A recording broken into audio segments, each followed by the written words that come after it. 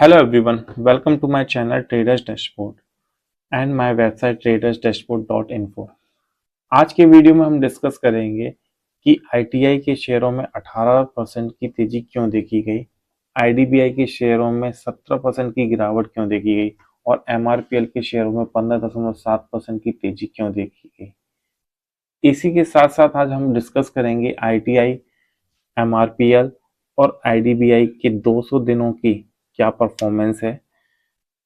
इस वीडियो के अंत में आईडीबीआई बैंक में 17% से ज्यादा गिरावट क्यों हुई? क्योंकि भारत की सरकार आईडीबीआई बैंक के शेयरों में डिसइन्वेस्टमेंट करना चाहती थी, पर इन्वेस्टर्स ने जो बिड ऑफर करी इंडियन गवर्नमेंट को वो एक्सपेक्टेशन से काफी कम थी। इस वजह से इंडियन गवर्नमेंट ने डिसइन्वेस्टमेंट करने से अपने आप को रोक लिया।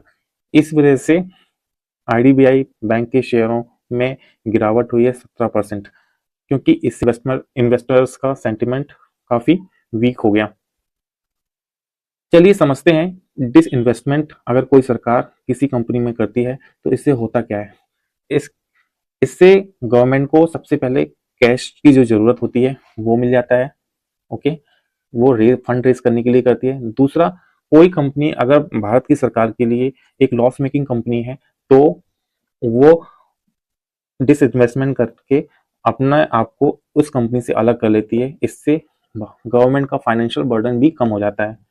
तीसरा, कंपनी जिससे डिसइन्वेस्टमेंट हुआ है वो उसमें गवर्नमेंट का इंटरफेरेंस कम हो जाता है। इससे कंपनी की ऑपरेशनल एफिशिएंसी बढ़ जाती है और कंपनी की जो प्रोडक्ट सर्विस उनमें क्वालिटी इंप्रूव हो जाती है। और कंपनी में जो प्राइवेट सेक्टर होता है, कंपनी जो है वो गवर्नमेंट से प्राइवेट सेक्टर की ओर शिफ्ट हो जाती है या शिफ्ट होना लगती है। चलिए इससे समझते हैं कि इसका इम्पैक्ट क्या होता है, डिसइन्वेस्टमेंट का इम्पैक्ट क्या होता है। सबसे पहला इम्पैक्ट गवर्नमेंट पर होता है। गवर्नमेंट को कैपिटल गेन्स मिलते हैं, गवर्नमेंट अपनी आवश्यकता के अनुसार फंड रेज कर पाती है। सेकंड, कंपनी पर इसका बहुत ही पॉजिटिव इम्पैक्ट दिखता है। इससे कंपनी प्राइवेट होने लगती है और कंपनी कंपटीशन फेस करती है और उसकी प्रोडक्ट सर्विसेज क्वालिटी सब कुछ बढ़िया हो जाती है और मार्केट में एक और नई कंपनी लिस्ट हो जाती है। अगर मान लीजिए कोई कंपनी लिस्टेड नहीं है मार्केट में तो एक नई कंपनी लिस्ट हो जाती है और जो कंज्यूमर्स होते हैं उनको एक अच्छी क्वालिटी का सर्विस मिलता है। तो ये थे इम्पैक्ट ऑन द डिसइन्वेस्टमेंट। तो इस वजह से आप समझ सकते हैं कि इन्वेस्टर्स को लगा होगा कि अगर डिसइन्वेस्टमेंट की प्रोसेस कंप्लीट हो जाती तो आईडीबीआई की जो ऑपरेशनल गवर्नेंस है वो इम्प्रूव होती, ऑपरेशनल एफिशिएंसी भी इम्प्रूव होती। बट कहीं ना कहीं ये हो नहीं पाया, तो जो इन्वेस्टर्स का सेंटिमेंट था वो वीक हो गया और आईडीबीआई बैंक के शेयर्स में ये गिरावट आ गई। आज आईटीआई के शेयरों में 18.7% की तेजी देखी गई। तो ये तेजी आखिर क्यों थी, चलिए समझते हैं। पहले आईटीआई क्या है। ITI means Indian telephone industries limited. ये एक टेलीकॉम सेक्टर की कंपनी है, ये जो कि भारत के लिए टेलीकॉम इक्विपमेंट्स बनाती है। इसने आज एक प्रोजेक्ट जीता है जिसका नाम है भारत नेट फेज 3, जिसकी वर्थ वैल्यू है 4,550 करोड़ रुपए। ओके, तो आखिर ये भारत नेट प्रोजेक्ट है क्या? इस प्रोजेक्ट के अंतर्गत 2.5 लाख ग्राम पंचायतों को और 6 लाख विलेजेस को 100 Mbps स्पीड वाले ब्रॉडबैंड के साथ कनेक्ट करना है, यानी फुल कनेक्टिविटी प्रोवाइड करनी है 6 लाख गांवों को और 2.5 लाख ग्राम पंचायतों को।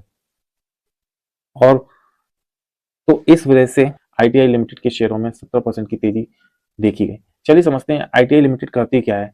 तो ये भारत के एक ऐसी पीओसी है जिसमें 90% स्टेक इंडियन गवर्नमेंट का है और ये भारत के टेलीकॉम सेक्टर की कंपनी है और ये टेलीकॉम कम्युनिकेशन इंफ्रास्ट्रक्चर प्रोवाइड कराती है, यानी ये बनाती है जीपॉन डिवाइसेस बनाती है, जीएसएम मोबाइल इक्विपमेंट बनाती है, ऑप्टिकल फाइबर केबल बनाती है, नेटवर्क मैनेजमेंट सिस्टम बनाती है। ओके, यानी कि नेटवर्क से रिलेटेड जितना भी जरूरी इक्विपमेंट है ये कंपनी बनाती है आईटीआई लिमिटेड। इसके साथ साथ ये डिफेंस एंड स्ट्रेटेजिक सॉल्यूशंस भी प्रोवाइड करती है, जिसमें सिक्योर इंक्रिप्शन डिवाइस रहती हैं, सिक्योर नेटवर्क इक्विपमेंट रहते हैं डिफेंस पर्पस के लिए। इस कंपनी का जो इन्वॉल्वमेंट था भारत में 4G जब रोल आउट हुआ था उसमें भी था।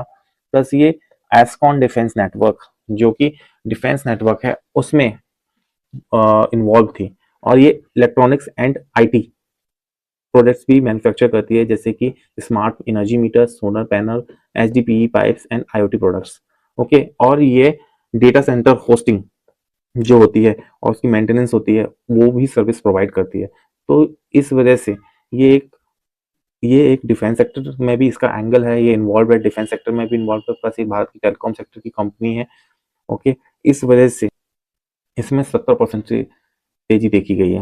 आज एमआरपीएल के शेयर में 15% से ज्यादा की तेजी देखी गई। चलिए समझते हैं ऐसा क्यों हुआ। इससे पहले समझते हैं एमआरपीएल करती क्या है। तो एमआरपीएल का फुल फॉर्म है Mangalore refinery and petrochemical limited. ये मैंगलोर बेस्ड एक पेट्रोकेमिकल रिफाइनरी है। ओके, जिसका काम है क्रूड ऑयल को प्रोसेस करना और उसमें से diesel, petrol and aviation fuel and speciality petrochemicals को निकालना और उसको वेरियस रीजन में एक्सपोर्ट करना। ओके, ये ओएनजीसी कंपनी की सब्सिडरी भी है। इसका मेन काम है क्रूड ऑयल रिफाइनिंग में, मतलब क्रूड ऑयल को रिफाइन करती है और फिर इसमें डीजल, पेट्रोल, एविएशन फ्यूल्स निकाल के ये इधर उधर एक्सपोर्ट करती है। दूसरा है पेट्रोकेमिकल प्रोडक्शन भी करती है ये, जैसे कि xylene, polypropylene, bitumen and pet coke. Okay, fuel distribution, ये इसका काम है कि petrol products including petrol and high speed diesel ये सभी जगह डिस्ट्रीब्यूट करती है। और एक्सपोर्ट और ट्रेडिंग में भी ये इन्वॉल्व है। ओके, ये ministry of petroleum and natural gas के अंतर्गत काम करती है। तो आज के शेयरों में 15% से ऊपर की तेजी क्यों हुई?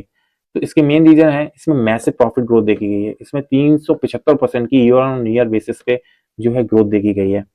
ओके, और 16.1% राइज देखा गया है नेट सेल्स में। ओके, इसकी ऑपरेशनल इफिशियंसी 120% तक हो गई है। ओके, जो कि अपने आप में बहुत ही अच्छी बात है। ओके, इसका मार्जिन भी इंप्रूव हुआ है, $12 पर बैरल। ओके, और अभी इसकी ट्रेडिंग वैल्यू भी जो है बहुत अच्छी हो गई है। ओके, इसका एक्सपेंशन का भी है कि 200 से 500 आउटलेट ये खड़े करने वाली है। ओके, ताकि ये जहां पर ये सप्लाई, यहाँ पर फ्यूल की सप्लाई डायरेक्ट कर पाए। और इसकी जो है ना, क्रूड ऑयल पे पहले ये क्रूड रशियन क्रूड खरीदती थी, पर उसने अभी रशियन क्रूड खरीदना बंद कर दिया है ताकि इंटरनेशनल स्टैंडर्ड्स को ये मेंटेन कर पाए। तो इस वजह से जो है इस शेयर में आज 13% से ऊपर की ग्रोथ देखी गई है। इन दी लास्ट चलिए समझते हैं कि आईडीबीआई, आईटीआई और एमआरपीएल के शेयर्स में लास्ट 200 दिन तक क्या परफॉर्मेंस रही है। सो देखिए, आईटीआई जो कि आज 18.7% बढ़ा है, वो लास्ट के 200 दिनों में इसने -21.86% की ग्रोथ दिखाई है, मतलब ये इसने नेगेटिव ग्रोथ दी है।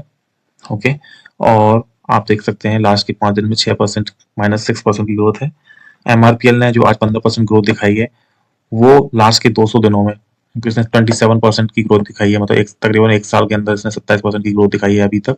ओके, और आईडीबीआई बैंक जो कि आज 70.22% तक गिरा है, राइट, उसने भी ना अभी 200 दिनों में 1% की ग्रोथ दिखाई है।